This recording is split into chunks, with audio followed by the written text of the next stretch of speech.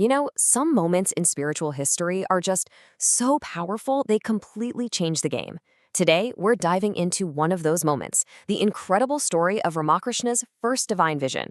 It's a tale of absolute desperation, unwavering faith, and a breakthrough that literally shattered reality as he knew it. I saw an ocean of spirit, boundless, dazzling. Wow. Just imagine that for a second. Those are Ramakrishna's own words. So the big question is, right? What on earth brings a person to a point where they can have an experience like that? Well, that's exactly what we're going to unpack. Let's get into the incredible journey that led him to this vision. Section 1, A Temple's Troubled Birth. So to really understand this story, we actually have to start not with the person, but with the place. We're talking about the magnificent Dakshineshwar temple, right on the banks of the Ganges. Now, this place was humming with spiritual energy, but believe it or not, its beginning was, well, it was pretty controversial. Okay, so here's the deal. The temple was founded by an amazing woman, Rani Rashmoni. She was incredibly devout, super wealthy, a real philanthropist. But here was the problem, a big one back then. She belonged to the Kaibarta community, which was considered a low caste. Because of this, the Orthodox Brahmins completely refused to work there. They basically said, no way, any offerings made here would be impure. But the Rani was clever. She found this brilliant loophole. She dedicated the entire temple to her Brahmin guru. So on paper, it became his property. And just like that, the problem was solved and the temple was finally consecrated in 1855. So think about that. Right from day one, Dakshineshwar was this special place where intense devotion was already pushing back against rigid old rules. You've got this unique energy, right? Born from conflict, but just fueled by this incredible faith. It really was the perfect setting, the perfect spiritual pressure cooker, you might say, for the young man who was about to walk through its doors. Section 2, A Priest's Inner Conflict. And yup, here he is.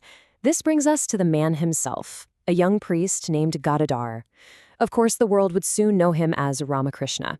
But when he first got to Dakshineshwar, he was really struggling with himself, torn between two completely different worlds.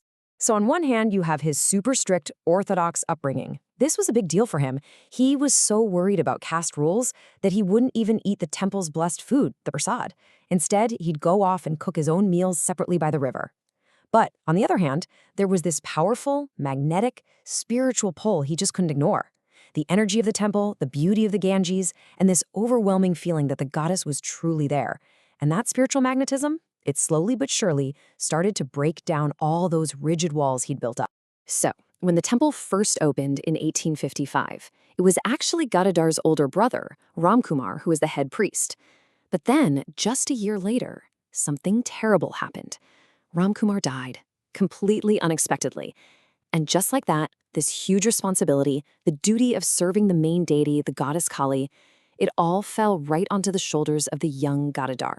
Section 3, The Agony of Separation. And look, for Ramakrishna, this was never just a job. It wasn't about just going through the motions. What began as his duty, performing the rituals, quickly turned into something else entirely. It became this all-consuming, passionate, and frankly agonizing quest to have a real, direct experience of the Divine Mother.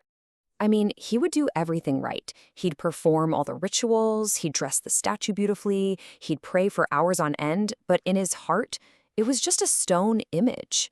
And that silence coming from the stone, it was absolutely unbearable for him. See, he wasn't looking for a symbol. He was desperate for a living, breathing presence. His days were literally filled with tears. He would just weep and plead in front of the deity, crying out, "Mother, is it true that you exist? Or is this all just made up, just poetry? If you are real, why won't you show yourself to me?" You know, this wasn't just some polite prayer. This was a raw, heart-wrenching demand coming from a place of the deepest spiritual pain. And this went on and on until that spiritual agony actually became a physical pain for him. He finally reached a point of absolute, total desperation. He truly felt that if he couldn't have a direct vision of the mother, then his life was completely, utterly worthless. This was it.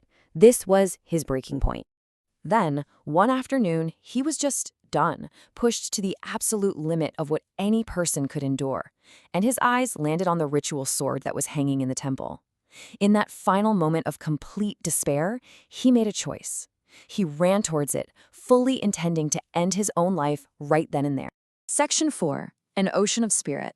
But right at that exact moment, just as his hand reached for the sword to end it all, something incredible happened. The temple, the sword, the entire physical world just disappeared, and he was thrown into a completely different kind of reality. And in his own words, this is what he saw: an ocean of spirit, boundless, dazzling. He said that no matter which way he looked, these huge, luminous waves were rising up and just rushing towards him.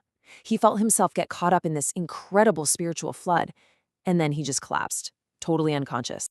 So to anyone else, he was just unconscious on the floor. But on the inside, he was experiencing something he'd never felt before: a constant, steady flow of pure, undiluted bliss. That painful feeling of separation was just gone. And in its place, he felt the undeniable, living presence of the Divine Mother right there within him. When he finally came to, when he returned to the world, everything had changed. The agony was gone. The desperation was gone. All that was left was this incredible, blissful presence. And the only word he could even manage to say was, Mother. His desperate search was finally over. But in a way, his true spiritual journey had only just begun. Section 5. Keep the light shining. What an incredible story, right? Ramakrishna's experience is such a powerful reminder of just how transformative faith and pure devotion can be. And honestly, sharing these kinds of profound spiritual stories is exactly what we're all about here. First off, thank you so much for watching and being with us for the story. For those of you who might be new, welcome to Gyan Kosh. We're a multilingual channel, and our passion is sharing spiritual wisdom in English, Hindi, Marathi, Tamil, and Bengali, and we've got more languages on the way. Our whole goal is to share the timeless treasures of Sanatan Dharma in a way that's simple, clear, and really meaningful. So you'll find daily videos on everything from the Srimad Bhagavatam and Bhagavad Gita to explorations into the lives of great figures like Adi Shankara and the incredible saints of Maharashtra and Bengal. Now, if what we shared today resonated with you, we'd be so grateful if you'd subscribe to Gyan Kosh. That way, you won't miss out on any of our daily videos. And of course, please don't forget to like this video and share it. It's a simple way to help spread this divine knowledge with your family, your friends, and your whole community.